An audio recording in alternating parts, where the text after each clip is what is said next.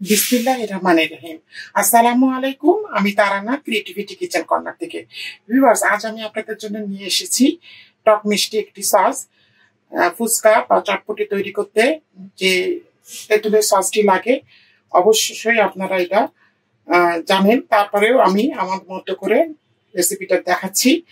তো তেঁতুলের সসটা শুধু ফুচকা চটপটির জন্য লাগে না, দই বড়া, সিঙ্গাড়া, সমুচা, পাকোড়ার সাথে খেতেও আপনার এই তেঁতুলের সসটা লাগে। যদি বানিয়ে রাখেন বছর জুড়ে আপনি সংরক্ষণ করতে পারবেন। ফ্রিজে আপনার 1 মাস পরে রাখবেন, নাহলে অনেক সময় দেখা যায় যে ফাঙ্গাস পড়ে যায়।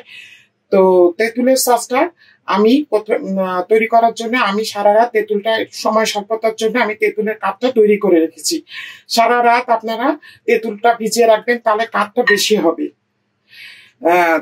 আপনারা আমার এখানে 3 থেকে 3.5 কাপ মতো আছে। আমি একটু পানি দিয়ে 3 বার করে কাপ বের করে নিয়েছি। তো এখানে প্রায় 3 কাপের 3.5 কাপ মতো আপনার তেঁতুলের কাপ রয়েছে এই কাপে। আচ্ছা, আর আমার লাগবে চিনি। এটা প্রধান উপকরণ। 2 কাপ মতো চিনি লাগবে এখানে চিলি ফ্লেক্স, রসুন কুচি, জিরার গুঁড়ি, এটা অপশনাল, আপনার দিতেও পারেন নাও পারেন। লাগবে কর্নফ্লাওয়ার, ঠান্ডা পানি দিয়ে গুলে নিবেন। লাগবে ভিনেগার, আর আমি একটু আখের গুড় দেবো। আখের গুড় দিলে ওই সসটা খুব, এটা অপশনাল, আপনার দিতেও পারেন নাও পারেন। এটা দিলে সসটা খুব টেস্ট হয়। তো চলুন ভিউয়ার্স, শুরু করা যাক। কি আমাদের রান্নার প্রসেসে চলে যাই। ভিউয়ার্স, আমি চুলোটা জ্বালিয়ে দিয়েছি, এখন কাঠটা আমি দিয়ে দিচ্ছি।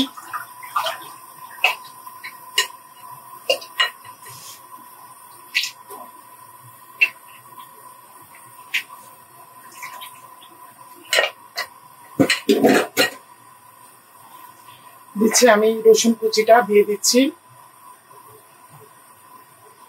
এখানে 1 টেবিল চামচ মতো আছে।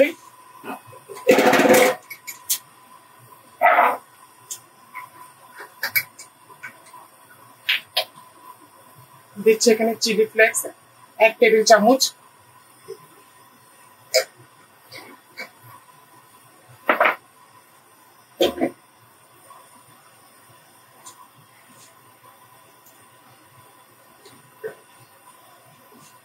এখন আমি দিচ্ছি চিনি 1 কাপ।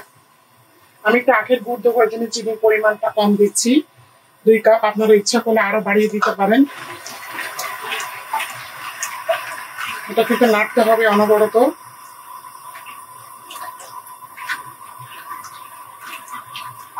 চুলোর পাশ থেকে সরলে হবে না।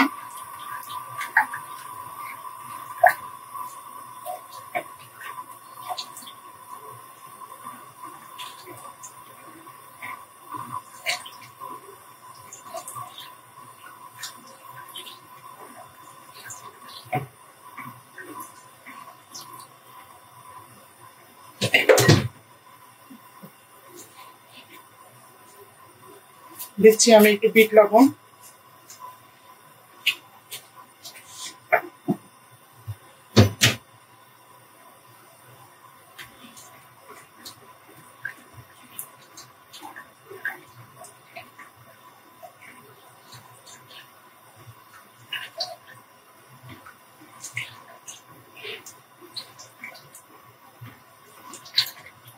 এটা টানতে থাকুক, আমি ফিরে আসছি 20 মিনিট পরে। ভিউয়ার্স, আমি এখানে আখের গুড়টা দিয়ে দিচ্ছি এখনই, কারণ গুড়টা তো গলবে। এই চামচে 2-4 চামচ দিয়েছি, আর একটু দিচ্ছি, মানে ভর্তি করে করে 2 চামচ। গুড়টা দিয়ে ভালো করে নাড়াচাড়া করতে হবে।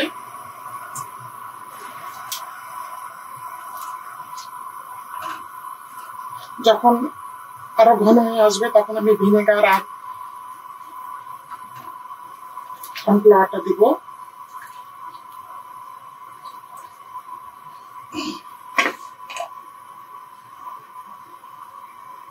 এটা আরো টানতে থাকুক, আমি আরো কিছুক্ষণ পর ফিরে আসছি। দেখুন কালারটা চেঞ্জ হয়ে গিয়েছে, এবং আমি একটু টেস্ট করে দেখেছি। আখের গুড়টা দেওয়ার ফলে অপূর্ব একটি স্বাদ এসেছে। চিনির একরকম স্বাদ, গুড়েরও দেখা যাবে আরো রকম স্বাদ। ভিউয়ার্স, তেঁতুলটা আপনারা কখনো গরম পানিতে ভেজাবেন না, রাত্রে এমনি নর্মাল পানিতে ভিজিয়ে রাখলেই খুব সুন্দর কাঠ বের হবে। আমি সময় স্বল্পতার জন্য কাঠটা তৈরি করে দেখাতে পারিনি।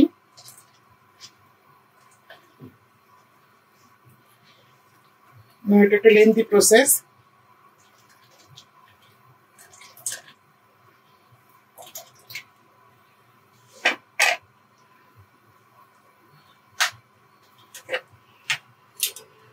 লবণ লাগবে ভিউয়ার্স, আমি এখানে লবণ দিচ্ছি 1 চা চামচ। বিট লবণও দিয়েছি, লবণও দিয়েছি।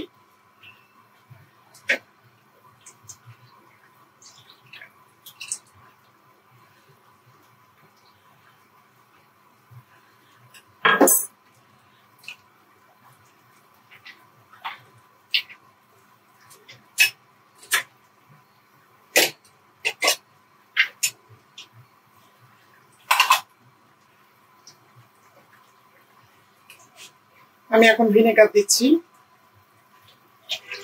1 কাপ মতো। ভিনেগারটা আপনার প্রিজারভেটিভের কাজ করবে।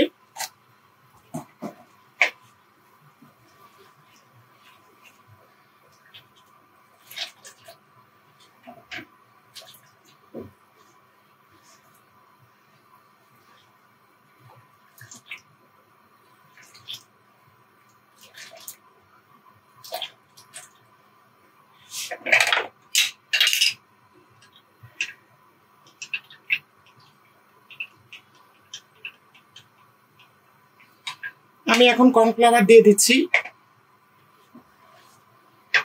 কর্নফ্লাওয়ারটা দিবেন আর নাড়তে থাকবেন। ভিউয়ার্স, তেঁতুলের সসটা প্রায় কমপ্লিট হয়ে গিয়েছে। দেখুন একদম গাঢ়, এর চেয়ে বেশি গাঢ় করলে হবে কি শক্ত, অনেকটা জমাট বেঁধে যাবে, তখন আপনারা বোতল থেকে আর ঢালতে পারবেন না। আমি একটু ইয়েতে নিয়ে দেখাচ্ছি, দেখুন বেশ ঘন।